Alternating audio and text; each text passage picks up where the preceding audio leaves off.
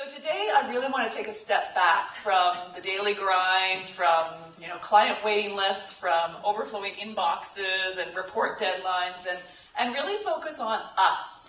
And I want to explore our emergent sense of professional identity, the many, many reasons I believe we should feel pride in the work we do, and also our desperate need for profile. Ultimately, I hope to shine a spotlight on areas of opportunity and possible action for our field, and specifically for the field here in PEI.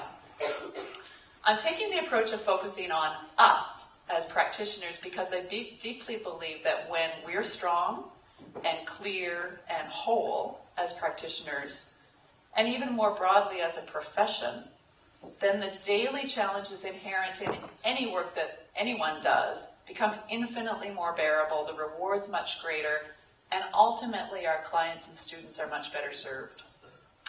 So a very, very brief word about me. You already know probably more than enough about me. But that is my Rubenesque cat, Shadow. You know I live in Ottawa with Nigel and Ella and Shadow. You should also know, though, that I'm not one of those professionally traveling keynoters. When I'm asked to do a keynote, I feel deeply honored, but there's a part of me that also kind of wants to run in the other direction, because I know that I'm going to really ponder and agonize and ruminate over every word I say, because I want it to really hit home. I want it to connect with those that I'm working with, and I do that because I'm a career practitioner too, and I'm talking with my peers who I deeply respect about a field that I believe in and I care about so, so deeply.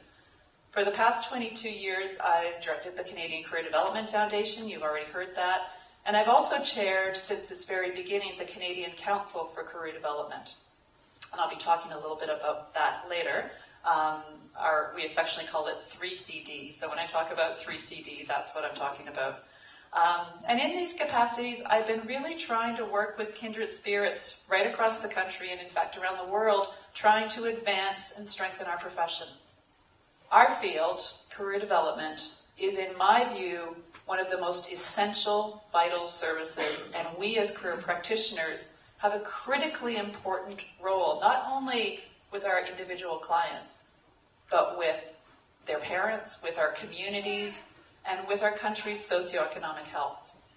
So for me, it's worth all that rumination and agonizing and pondering and rehearsing, because it stretches me for sure, but if the stars align, I hope it also plants some seeds for you, and that our community of practice gets stronger. So in the next 40 minutes or so, I hope that it feels more like a dialogue than a lecture. My words will be only half the equation. Their impact is going to be hugely dependent on you as listeners and what you bring. I believe that we are at a critical crossroads in our profession.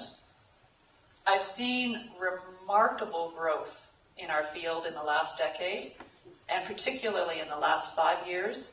A few years ago, my organization, CDA, was asked by the International Labour Organization for advice on how to help developing countries who had no career system in place at all, how to get one started, particularly when money was scarce. So we need to stay true to what we know clients really need, holistic quality services grounded in 4 elements. The first is self-awareness. We need to help our clients and our students to know themselves, to figure out a sense of personal direction that's consistent with their culture, with their economy, and with what's inside, their interests and their values and their abilities and their sense of what's important to them. We also need to help clients and students to explore out there, to be aware of what's going on in their own labor market locally, to understand learning and work realities and how those realities relate to what's inside. So to be putting those 2 pieces together. Clients and students also need help to acquire skills that are needed for the direction that they want to go in, how to access work, how to manage transitions, how to develop labor market resiliency. And finally, people also need help to address both systemic and personal barriers that are getting in their way of getting on the path that they want to be on. So although the process of career development is described in lots and lots of different ways, there are many mutations and variations of this if you look at service delivery models around the world. Generally, I think it's fair to say that the process boils down to these 4 elements. So many years ago, my organization suggested that it would be great if everyone did a little mini version of those 4 steps regularly, kind of like a career checkup. You know, we go to the dentist and the doctor every year. We even take our cars in annually for tune-ups, but something as important as our own career development tends to be left to chance. Wouldn't it be amazing if every Canadian heightened their sense of career awareness just by every now and again looking inward, looking outward, doing a bit of a check, and if they didn't like what they saw, went to see a career practitioner for a checkup? So I'd like to propose that those 4 elements of career development is actually really good stuff. And maybe we as practitioners, indeed we as a field, could really benefit from going through the same process ourselves. So as career practitioners, we move through this process or some variation of it over and over and over again with our clients and our students. Most of us who have worked in this field probably do it quite unconsciously and intuitively. We move fluidly through the process when we're working with a student or a client. We're unconsciously competent. But if we tried to apply the same process in another context, say to ourselves, instead of to our clients, all of a sudden it can seem a little bit foreign and more difficult to do. So that's where I come in. Let me be your collective career practitioner for the next little while, so that together we can work through those 4 steps together as a community of practice, as professionals helping students and clients with their career issues, so that we can explore how we feel, how well we know ourselves. When we look out, what's our labor market? What are our opportunities? What skills might we need to develop in order to get to the next step as a profession and raise the bar? And what action is really important for us to take, and what do we need to overcome to do that? So are you willing to let me be your career practitioner for the next little while? We got enough of a working alliance, trust, collaboration? Okay. All right. So let's start with self-awareness. So how well do we know ourselves as a field? Do we have a common and clear sense of professional identity? Well, I believe there's definitely real strengths for us as a field in the area of self-awareness, and I will come to these. I'm going to start by breaking all the rules and start with the negative, because I really think it's an area where we have to get our collective house in order. I'd like you to just call out loudly your occupational title. Just call it out. I heard.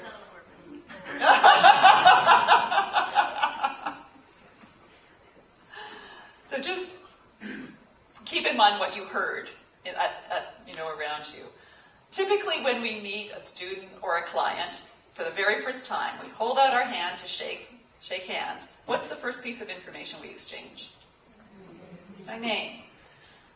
Knowing our name is probably the most basic, simplistic form of self-knowledge going, right? Yet as a field, we've really struggled endlessly to agree on and consistently use the same occupational title. A few years ago, my organization conducted a mapping study of the field. So basically a big survey of people who work in areas related to career development, asking them, who are you? What kinds of training do you do? Who are the clients and the students that you serve? What kind of issues are you asked to address? And one of the questions that we asked was, what is your occupational title? We surveyed over 900 practitioners and over 300 agency managers right across Canada. And when we asked that question, what's your occupational title, do you want to guess how many answers we got? The French have it together. They were pretty good. But English-speaking Canada, we had over 40 different titles used to describe essentially the same role. As long as we don't know our name, we can't expect to be known or recognized by others.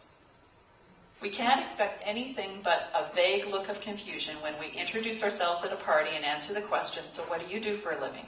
In 2011, researchers, policymakers, and career leaders from 33 countries, including Canada, came together at the 6th International Symposium for Career Development and Public Policy. The purpose of that symposium was to bring leaders from around the world together to exchange, bridge some of the gaps between research policy and practice, and collectively strengthen our field. It's worth noting that Canada actually started this symposium movement in 1999, hosting the first 2 symposia here in Canada. And we've been involved ever since. We just facilitated the 7th International Symposium in the US this past June, where Kathy and Team Canada, Sean, I might add, one of the outputs from those symposia is a communique. And if you haven't gone up on the website and read the communique, it represents the collective wisdom and recommendation from countries all around the world. In 2011, at that symposium, one of the collective recommendations across all the countries that participated was that we start to consistently use the term career development and career development practitioner. And I urge you to use this title. Say it loud, say it often, use it with religious fervor until the reaction to telling somebody that you're a career development practitioner shifts from that blank stare to excited recognition. I'm heartened to see that your association is the Career Development Association of PEI, and I really think the association can be a driver in helping to promote common language, not only here in PEI, but right across the country. The association network across Canada is really providing leadership there. So that brings us to our many strengths in terms of self-awareness. Since the mapping study, we really have come a long way, I believe, in a shared sense of professional identity. We now have professional associations specifically for career development practitioners that actually include career development in their title in almost every province. In fact, as of yesterday, this slide is already out of date. As I just found out that Saskatchewan has incorporated the Career Development Association of Saskatchewan, and so they move up into the category of provinces and territories that do have associations.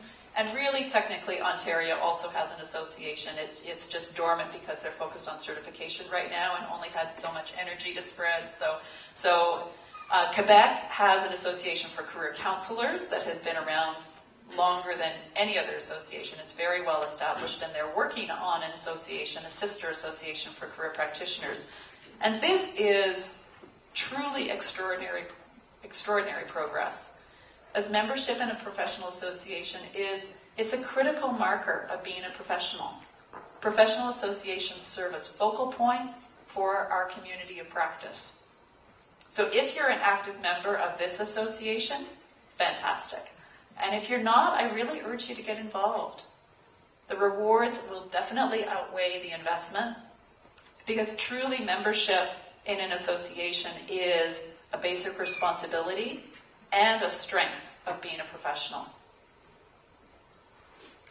We now also have the 3CD, which is a national network of all the associations, along with many of the funders and post-secondaries and other key stakeholders, all working together trying to bring stronger national cohesion to our field. It's a 100% voluntary network, and it works through working groups. So there's a number of active working groups. Each year we try to set a few key priorities, sort of big issues in our field that we want to try to address, and then working groups roll up their sleeves and try to make progress against those priorities. You know, professional identity is a function not only of how we see ourselves, it's also about how others see us. It's both. And 3CD has been really trying to get our field out of our offices and make us much more visible to funders, to the media, and ultimately to the public that we're trying to serve. You know, when we work day to day with our students or with our clients, it's easy, in fact, it's essential to be focused on that person sitting across from us.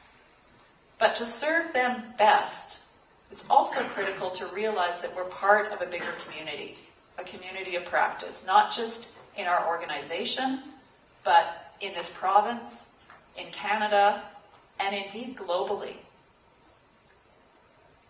There is the International Association for Educational and Vocational Guidance, quite a mouthful, with over 22,000 members worldwide.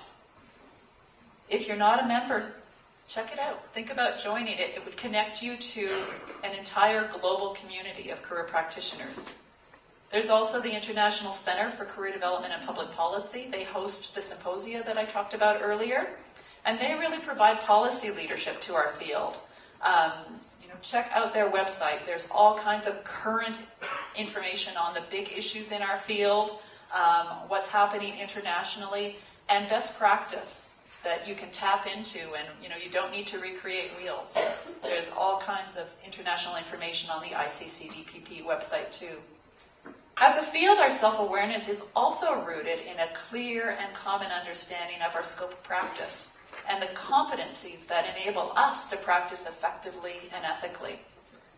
Canada was the very first country in the world to articulate competency standards for practice, the Canadian Standards and Guidelines for Career Development Practitioners, affectionately known as the SNGs. They were built from the ground up, not by a funder or even an association saying what competencies thou shalt have in order to practice, but rather by frontline practitioners working in all kinds of settings with clients and students, coming to consensus around what really defines us as professionals. So today, the S&Gs is a foundation for training, for certification, and importantly, for our own sense of who we are and what we are uniquely able to offer our clients and students. They include a code of ethics that reflect our common values and our commitment to integrity. And they've been a model that has been adopted worldwide. They form the basis for the International Competency Framework that is used around the world, and many, many countries have copied us. So it's something to feel proud about in Canada. Finally, also critical to knowing ourselves is knowing the impact we have. The Blueprint for Life Work Designs, which is another Canadian creation that's been copied over and over and over again by other countries, articulates the client and student outcomes that we strive to achieve through our work. So when we sit down with a client or a student and can frame what success would actually look like for them, what they want changed as a result of us working together, then our services can really be needs-driven. And we can use progress and outcomes to unequivocally know our impact. We know from working with clients and students that self-awareness is a critical precursor to being able to set a vision and take action. When we do this looking inward as a collective field, we move into really solidifying our professional identity, connecting with what we have in common, what makes us distinct from other professionals, and what inspires us to move forward. Our field is still relatively young. When you look across the professions out there, career development is still quite a young field. My daughter Ella's 12, and she's moving into those glorious hormonal years of adolescence, a time when identity is formed but fragile. A time when she's really beginning to visibly make her unique mark on the world. And I sometimes think that our field is almost at that same stage. Minus the hormones, hopefully. That our self-awareness, our sense of professional identity, it's formed. And it has solid underpinnings now. Think about it. We have professional associations. We have the 3CD. We have a global career development community that's strong. We have frameworks like the S&Gs and the Blueprint. But it's still a bit fragile. And it's going to require us to really embrace that emergent identity and actively continue to shape it if we're going to make our unique mark on the world as career practitioners. So now we turn to the second element of the career development process, opportunity awareness. This is about helping clients to take what they know about themselves and explore the world around them to see what opportunities exist. So how does opportunity awareness relate to us as a field? What does our labor market look like? What opportunities are obvious, and what ones might be a little hidden?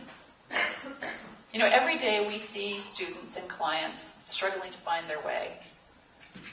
Many face unwelcoming and confusing labor markets, and as practitioners, we face our share too, our fair share of funding cuts and instability at work.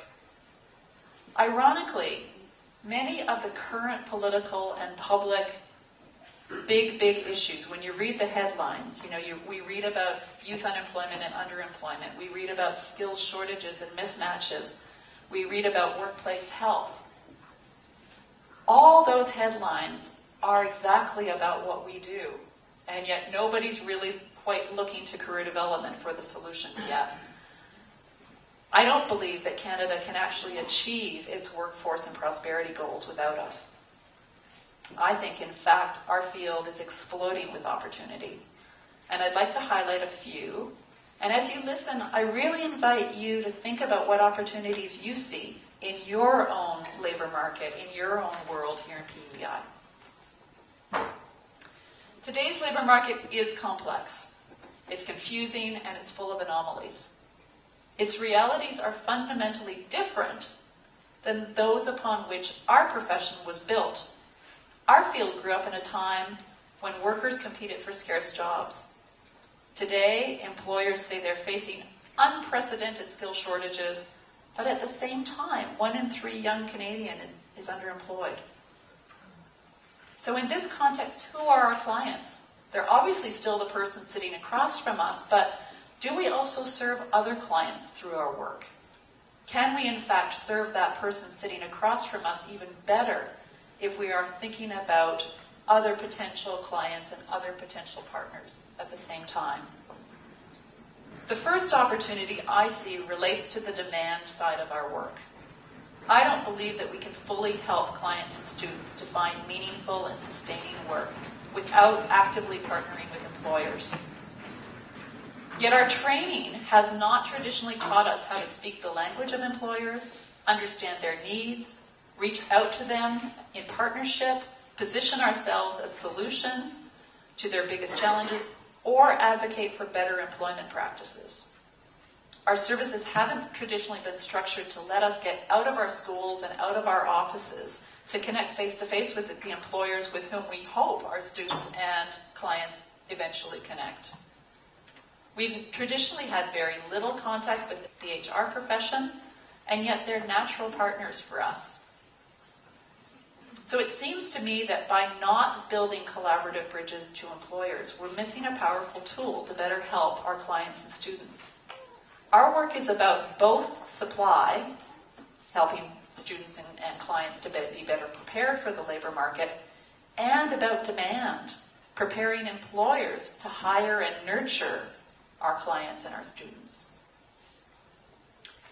I believe we have a vital education and advocacy role with employers, educating them on the benefits of engaging with our students and clients, and importantly, in today's labor market, which is characterized more and more by an erosion of the employer-employee relationship, there's also an advocacy role to be advocating for decent, stable working conditions.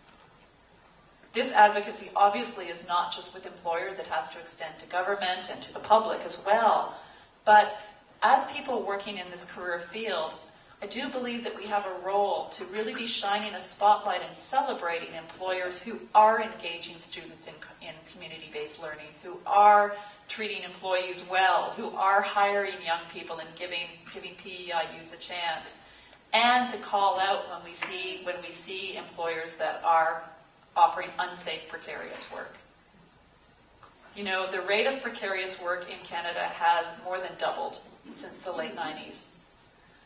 If we want our clients and students to ultimately secure decent, sustaining jobs, then there's an opportunity for us to be having a bigger role on the demand side. That brings us directly to another potential opportunity for our field. Mental health is increasingly a concern and a focus of political, media, and public attention. A recent Sun Life survey found that 90% of young adults reported feeling excessive stress due to the economic instability that came with underemployment. So is there an opportunity for us as career practitioners here in that mental health area? There's a strong connection, I believe, between career development and mental health. So might we be partnering more effectively with mental health professionals in our community? Beyond advocating for decent and healthy workplaces, are there other opportunities for our field to be more active advocates for social justice? You know, our theories and our interventions are, for the most part, reflective of white middle-class realities. We don't necessarily hear the voices of those living in poverty, persons with disabilities, those trying to raise families alone, new Canadians trying to forge a life in a new culture, our First Nations, Métis, and Inuit who have been here long before us. These voices need to be heard in our theory and in our practice. So is there an opportunity to be partnering more directly with some of these groups to shape our services? I also see opportunity in evaluation. Hear me out. I know that evaluation has traditionally been seen as something that we have to do in order to meet the expectations of our funders. Kind of a necessary evil like Buckley's, you know, cough medicine. Tastes bad, but it's good for you. But it doesn't begin to capture, and you know, what we've been asked to do is pretty blunt measure. You know, how many people get jobs, maybe how many people get training, but that doesn't begin to capture the rich range of the change and growth that actually happens as a result of the work that we do, right? I see nods. We know this. We know it intuitively, and research has confirmed it. There's been studies recently that is showing that there is a rich range of nuanced and important outcomes that result from the work we do. And there's actually an international movement afoot. There's an international working group that is really trying to raise the bar in terms of building the evidence base for our field. In Canada, we have the Canadian Research Working Group in Evidence-Based Practice, which really was the seed from which that international group formed. Canada has been seen as a leader internationally on the evaluation front. So in Canada, we have everything that you need to start getting serious about tracking.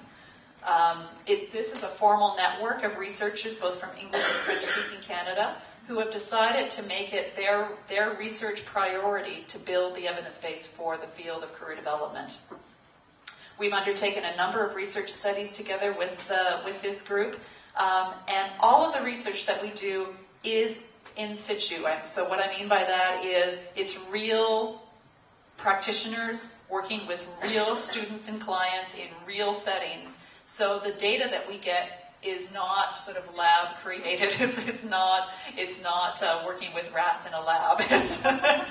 So what it means is when we get really strong results, they're real results, and we know that we can go to funders and go to the public and say these impacts are real. But beyond survival, which is important, but beyond that, evaluation is also good for us. It really is, and for our students and clients. It's like a good mirror. It was like that little duckling looking in the mirror. It allows us to take a step back and see with clarity and perspective what we're doing and how it's really affecting the people that we work with. There's huge learning to be gained from that. Just consider the benefits that could emerge if everybody in this room and all of your colleagues just began to track one important outcome. Doesn't matter what it is. It could be the development of a new employability skill among the people that you work with, or the fact that a client or a student really had a career plan that was meaningful and engaging to them. If everyone in this room and all your colleagues began to track that one additional thing, we could begin to pool that data, and it begins to build a compelling case for funders and the public that what you do matters and makes a difference. I really fear that without that, we're always going to be a little fragile on the funding front, and we shouldn't be, because what we do matters.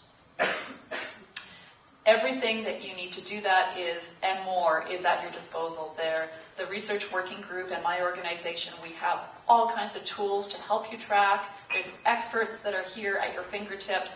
So there's real opportunity here. And finally, I want to highlight one more opportunity, and this may be even a further stretch than evaluation, so bear with me. The 3CD has, as I mentioned earlier, set a few big priorities, and it's established working groups to try to make progress against these priorities. And one of the very active working groups for the last several years has been focused on outreach and advocacy, devoted to getting career development more in the public eye by reaching out to and engaging with the media and advocating around issues that affect our clients. The thinking was this: as long as our field is hidden, and we have to admit it really has been, we will not be seen as a vital service in Canada. As long as our voices are silent, systemic barriers and challenges that affect our clients will not be addressed. As I mentioned already, youth underemployment is a critical issue in Canada. We have in Canada the second highest rate of youth underemployment in the OECD. Spain is the only country ahead of us for that dubious distinction. It affects our young people, there's no question. We have some of the most well-educated youth in the world, and they are underemployed. 1 in 3 of them. It affects them, it affects their parents, our communities, and for sure our economy. So we wanted to call on all parties in this election to commit to policy directions that would begin to address youth underemployment and promote helping young people to secure sustainable, decent employment. The campaign included social media, meetings with local candidates, so we really encourage people to talk to all of the local candidates running in their ridings, and a very aggressive media outreach. Not only did we get amazing media coverage in print, television, and radio, in fact, the words career development were said on national TV. I almost wept with joy. We were, Craig Kielburger from Free the Children talked about the importance of career development in a recent op-ed in all of the major newspapers. So it really, it did get through. And most importantly, every single party did come out with a policy platform that related to youth underemployment. Think about taking a walk on the wild side. After all, H.B. Gillette, who is a dear career development guru in our field, he knows that's what wild geese are for. Now, the CAMET framework is a powerful document. It's based on international best practice, research, and consultation across all the Atlantic provinces, because they were determined to build on the very best of what's out there around the world, but importantly, the very best of what's already happening here in the Atlantic provinces. It's really urging schools to take career development seriously and to be thinking in terms of who they need to partner with in the community to make sure that there's real wraparound services for young people. It's really urging schools to start early, which is critical. The research is clear on that. And to ensure that each student really graduates ready for their transition. It places a very strong emphasis on community-based learning, experiential learning, getting outside of the class into the workplace, exposed to real workplaces, and strong access to career and labor market information that's current and relevant and local. And importantly, it recognizes that quality career services cannot happen in the absence of quality training for the people that are delivering those services. The OECD has strongly urged countries around the world to extend the kind of thinking that's in this framework to create strategies career development strategies that address the whole lifespan. So to bridge career education that's focused on school-aged young people to look at career development services and programs across the full lifespan. So looking at those critical transitions from school from public school into post-secondary and or into work, and transitions between work as well, because we know that most don't stay in one job in one organization for their entire careers. So the OECD is really encouraging countries to build career development frameworks that stop people from falling through those transition cracks and really address the whole system, lifelong, life-wide. There are many, many examples of strong career development strategies around the world, some of which go as far as legislating minimum access, so that it's the law that people have to be able to access certain levels of career services throughout their lifespan. And many of them also really emphasize cross-sector collaborations, because our field is often hurt by the silos within it. And so the OECD really urges us to think about how we can break down those silos and look at a life-wide approach to career development. So what needs to happen now in PEI to build on the incredible strengths of the Atlantic Career Education Framework and PEI's leadership around the Transition Project in order to move toward that kind of a comprehensive, lifelong and life-wide career strategy for PEI? So I encourage you to think about what policies need to be in place, what partnerships need to be in place, what programs need to be in place for you to be able to move in that direction. So coming back to those 4 elements of career development, we've talked about self-awareness, we've talked about opportunity awareness, and that leads us to skills development. So as I'm speaking, I encourage you to be asking yourself, what, if any, new skills do we need as a profession in order to capitalize on some of those opportunities that were just presented? We've already talked about the fact that we have the S&Gs. It's a living document that articulates the skills, our skills, and recognizes and celebrates our expertise. A number of provinces have invested very significantly in training career practitioners. Some, in fact, have paid for people delivering career services in the province for them to take in a full suite of career development training that leads to certification. Not only have they given them time off work, they've actually paid for the training. This is extraordinary, and it really reflects the belief of those governments that career services are vital services to their economy. So whether you are blessed with an employer that supports you with training, or whether you're self-funding, I really encourage you to get serious about your professional development and get creative about it. We do live in a world where we can connect easily to that global community. So think about online training and webinars. Think about the people right in this room and what you can learn from each other through peer exchange and mentoring each other. Whatever you do, I really encourage you to ensure that every career practitioner in PEI not only has a solid foundational training in career development, but also has a means to stay current, because we are working in an incredibly dynamic and ever-changing field. And so no matter how seasoned or experienced you are as a career practitioner, we all benefit from ongoing training and PD. So obviously I have strong feelings about everyone getting solid career development training, but I also am a strong advocate for cross-training. You know, the fitness world has embraced this for a long time, you know, drawing on different sports to stimulate different muscles. Barry Day, who was a career development leader in our field and very outrageous, he used to crash conferences. So, you know, you're in a venue like this, and often there's more than one conference going on. And by day 3, no one's checking name tags. And so he would just, you know, he would drop in and hang out with the truckers for a day, or the, you know, certified accountants or whoever. And he claims that it would just jar him out of what he already knows. It would give him a fresh perspective, and it would often really bring breakthrough thinking for him. And I think he's right. You know, whether we crash conferences or whether we sign up for a course that's a bit outside of our area of expertise, or whether we just talk to people who aren't career practitioners about career development, there's great merit in shaking up what we think we know. Innovation and progress rarely derives from what we already know and what we have already experienced. It comes from something fresh and new. So if we're going to grab any of the opportunities that I talked about this morning, we can't do it by simply learning from each other. We need to get outside of that box.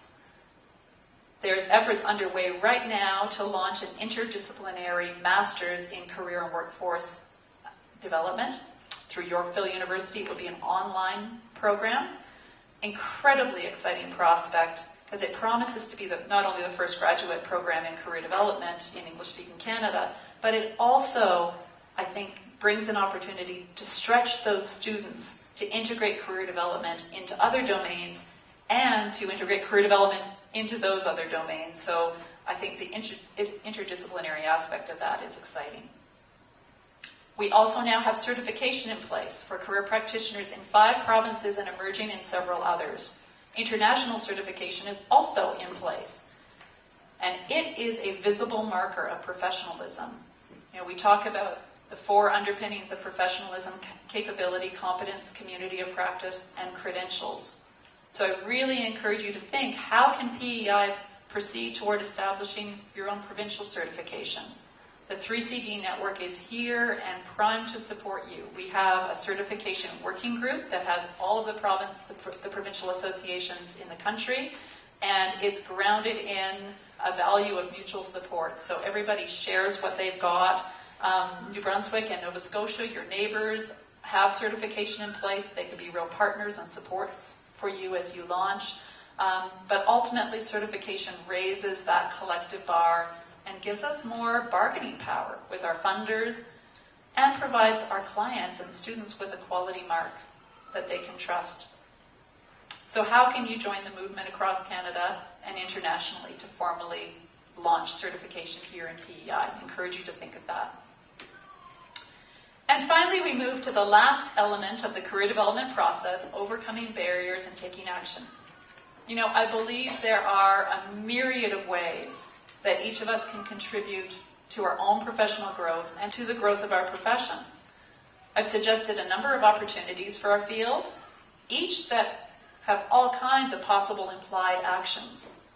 But now, as your career practitioner, I leave you with more questions than answers, because only you can know what actions are right for you here and now in your personal and professional lives, in your provincial context, and of course in your hearts. When my daughter Ella was about 4 or 5 years old, she used to spontaneously look up at me with her big brown eyes and say, "You're a rock star, Mommy." Love that. In her little mind and heart, I was invincible. I had eyes in the back of my head. I could probably fly. I had the capacity to do anything. I want to leave you today with the message that the work that you do each and every day is heroic work. It makes a difference in the lives of your clients and students, to their parents, to employers in this community, to society, to Canada. We're all rock stars. We deserve to be part of a profession that's recognized and valued by our clients, by employers, by funders, by the media, and the public. We deserve this, and it is possible, but only through our collective action. No one can build a profession alone. We each have a role to play, a contribution to make. You know, when you throw a rock or even a small pebble into a pond, it has an effect. And that effect goes far beyond just the point of impact, where it hit the water. Every rock or pebble that's thrown into a pond also creates a ripple. And you never know how far those ripples might travel. So don't underestimate the potential ripple of even a small action that you might consider doing. I encourage you to think about throwing a rock, a pebble, or maybe even a boulder into the pond. If enough of us do it, those rocks might actually start to build up together and form stepping stones that could lead us and our profession to new heights. So with that, I thank you so much for the opportunity to be here with you, and I look forward to a great day of discussion and exchange and action.